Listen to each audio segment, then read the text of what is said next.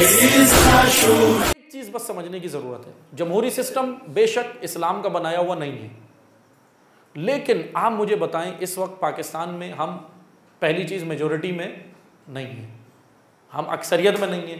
دوسری کیونکہ زمینی حقائق ہیں، کچھ زمینی حقائق کو مد نظر رکھنا ہوتا ہے۔ زمینی حقائق کو ہم مد نظر رکھیں تو مولا علی کے علاوہ 3 سال اور 9 ماہ جو حکومت مولا علی کی چلی، اس کے علاوہ کوئی امام بھی اقتدار میں نہیں آ سکا، معصوم امام بھی۔ اب ہم جذبات میں ہو کے کہیں ارے مولا کے ٹھوکر میں تو سب کچھ تھا، یہ تھا وہ تھا، بے شک معجزہ وہ دکھانے کی قدرت رکھتے ہیں، طاقت رکھتے ہیں، وہ اللہ کے حکم سے معجزہ دکھا سکتے تھے، لیکن روئے زمین پر حکومت الہی معجزے سے نہیں، عوام کی حرکت سے ایجاد ہوگی اور عوام کی حرکت سے قائم ہوگی، معجزے سے نہیں ہوگی۔ 12ویں نے بھی آ کے معجزہ نہیں دکھانا، ورنہ دکھانا ہوتا تو 11 دکھا سکتے تھے۔ تو زمینی حقائق یہ ہیں کہ امام موسیٰ کاظم علیہ السلام قید میں، امام جعفر صادق علیہ السلام کے پاس تو 4000 شاگرد تھے، امام صادق علیہ السلام نے حکومت قائم کیوں نہیں کی؟ اس کی بنیادی وجہ یہ ہے کہ گراؤنڈ ریئلٹیز، کہ اس وقت حالات بھی ان کے دور میں بھی سازگار نہیں تھے، بنو امیہ بنو عباس دو ایک بڑی طاقتیں لڑ رہی تھیں، پھر ایک وجود میں آ جاتے، لیکن لوگ امام صادق کو علمی شخصیت مان کے علم تو لے رہے تھے، امام اور رہبر مان کے امام کی اطاعت اس طرح نہیں کر رہے تھے جیسے امام صادق چاہتے۔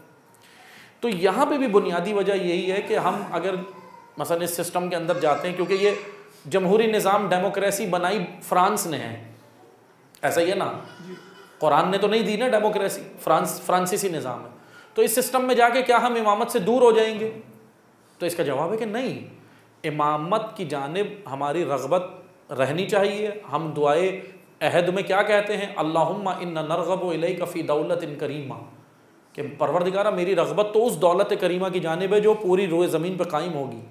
جس میں کفار ذلیل ہوں گے اور مومن عزیز ہوگا، وہی حکومت، حرکت ہماری اسی کی جانب ہے۔ لیکن اس وقت پاکستان کے اندر اگر آپ یہ میدان خالی چھوڑتے ہیں تو آپ خود دیکھ لیں، آپ خود دیکھ سکتے ہیں الحمدللہ جس طریقے سے تکفیری ناکام ہوئے، ابھی اس بار الیکشن میں تکفیری ناکام ہوئے، تو آپ یہ بتائیں یہ گراؤنڈ اگر خالی ہوتا، خالی چھوڑ دیتے، یہ گراؤنڈ خالی چھوڑ دیتے یہ سوچ کے کہ بھائی نہیں یہ تو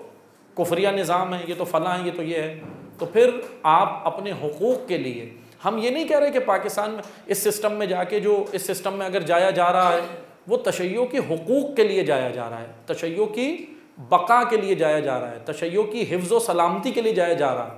لیکن یہ نہیں ہے مقصد کہ بس جمہوری سسٹم میں ہی ہم خوش ہیں، نہیں، ہماری رغبت دولت کریمہ کی جانب ہے،